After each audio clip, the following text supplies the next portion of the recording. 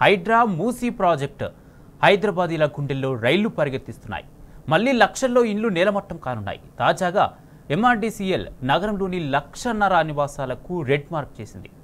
మూసీ సుందరీకరణలో భాగంగా రూపొందించిన Google map నగరవాసులను కలవరపెడుతోంది.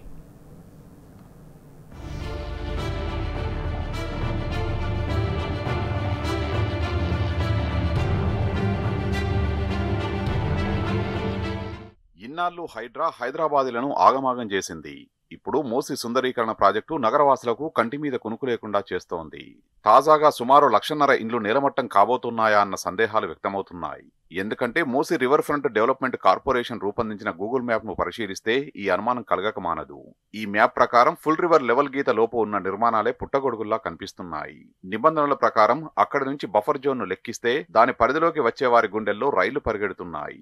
దీంతో సుందరీకరణ ప్రాజెక్టు తమ పాలిట పిడుగుగా మారుతుందనే ఆందోళన నగరవాసుల్లో వ్యక్తమవుతున్నది.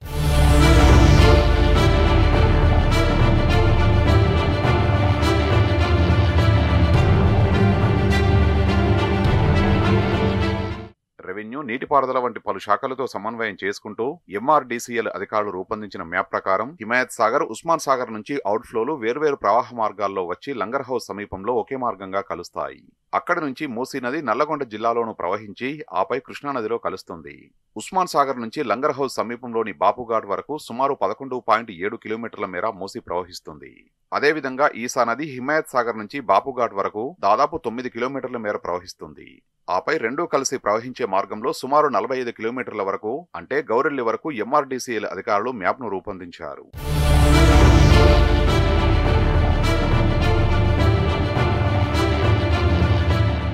ఎంఆర్డీసీఎల్ అధికారులు రూపొందించిన మ్యాప్ లో 2 నదుల ప్రవాహ మార్గం ఔటర్ రింగ్ రోడ్డు వరకు దాదాపు 54 కిలోమీటర్ల మేర ఉన్నది. మూసీ రివర్ బెడ్ ను అధికారులు రెడ్ మార్కుతో గుర్తించారు. అందుకే ఇప్పటికే కూల్చివేసిన ఇండ్లతో పాటు ఇప్పటికే వేలాది ఇండ్లపై రెడ్ మార్కుగా ఆర్బీఎక్స్ ను ముద్రించారు.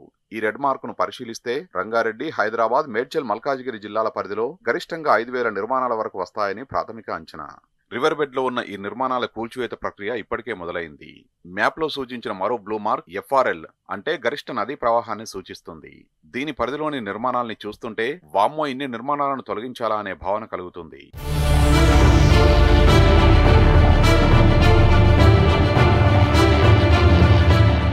ఎఫ్ఆర్ఎల్ నుంచి నిబంధనల ప్రకారం బఫర్ జోన్ 30 మీటర్ల మేర ఉంటుంది. ప్రస్తుతానికి అధికారులు మ్యాప్ లో బఫర్ జోన్ ను గుర్తించలేదు. దీనిని కూడా గుర్తిస్తే ఎన్ని వేల నిర్మాణాలను తొలగించాల్సి వస్తుందో అంతుపట్టడం లేదు. సుందరీకరణ ప్రాజెక్టులో భాగంగా నదీ మార్గం వెంట పెద్ద ఎత్తున రహదారులు, ఎలివేటెడ్ కారిడార్లు, మెట్రో మార్గాలు, ఆకాశ హర్మ్యాలు నిర్మిస్తామని ప్రభుత్వం చెబుతున్నది. ఈ లెక్కన మున్ముందు బఫర్ జోన్ ను కూడా స్వాధీనం చేసుకునే అవకాశాలు స్పష్టంగా కనిపిస్తున్నాయి. అదే జరిగితే 54 కిలోమీటర్ల మేరలో 1.5 వరకు నిర్మాణాలు ఉండొచ్చని మూసీపై అధ్యయనం చేస్తున్న నిపుణుడొకరు అభిప్రాయపడ్డారు. అధికారులు మాత్రం ప్రస్తుతం రివర్ బెడ్ కు మాత్రమే పరిమితమవుతున్నామని చెప్తున్నారు.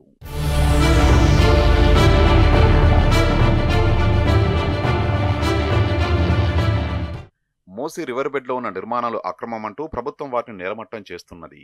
ఇప్పటి వరకు కూల్చివేసిన 150 నిర్మాణాలకు పెద్దగా అనుమతులు లేవని తెలిసింది. దీంతో ప్రభుత్వం వారికి డబుల్ బెడ్రూమ్ ఇళ్లు ఇస్తామని వారిలో కొందరిని ఒప్పించి ఇళ్లను కూల్చివేసింది.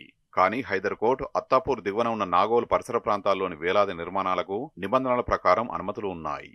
దశాబ్దాలుగా వారంతా ఆస్తి పన్ను, నీటి బిల్లు, కరెంటు బిల్లులు చెల్లిస్తున్నారు. అంతేకాదు లంగర్ హౌజ్ పరిసర ప్రాంతంలో ఏకంగా హుడా లేఅవుట్ లో దశాబ్దాల క్రితం చేపట్టిన నిర్మాణాలకు సైతం రెడ్ మార్కు వేశారు.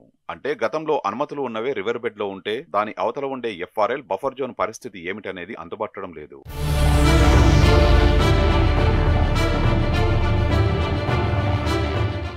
మున్ముందు రేవంత్ సర్కారు అడుగులు ఎలా ఉంటాయనేది ఎవరికీ అంతుపట్టడం లేదు. ఇందుకు హైడ్రా కమిషనర్ రంగనాథ్ గతంలో చేసిన వ్యాఖ్యలే నిదర్శనం.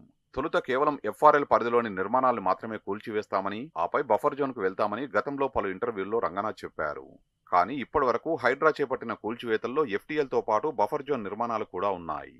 ఒక్కసారి బుల్డోజర్ కు మార్గం సుగమం అయిందంటే river bed, FTL, buffer zone అనే తేడా ఉండదనేది హైడ్రా కూల్చివేతలతోనే స్పష్టమైంది. అందుకే అసలు మూసీ సుందరీకరణ ప్రాజెక్టులో ఎన్ని నిర్మాణాలను సేకరిస్తారు, ఎన్ని మీటర్ల మేర సుందరీకరణ చేపడతారు అనే వివరాల్ని ప్రభుత్వం వెల్లడించాలని మూసీపై అధ్యయనం చేస్తున్న నిపుణులు డిమాండ్ చేస్తున్నారు.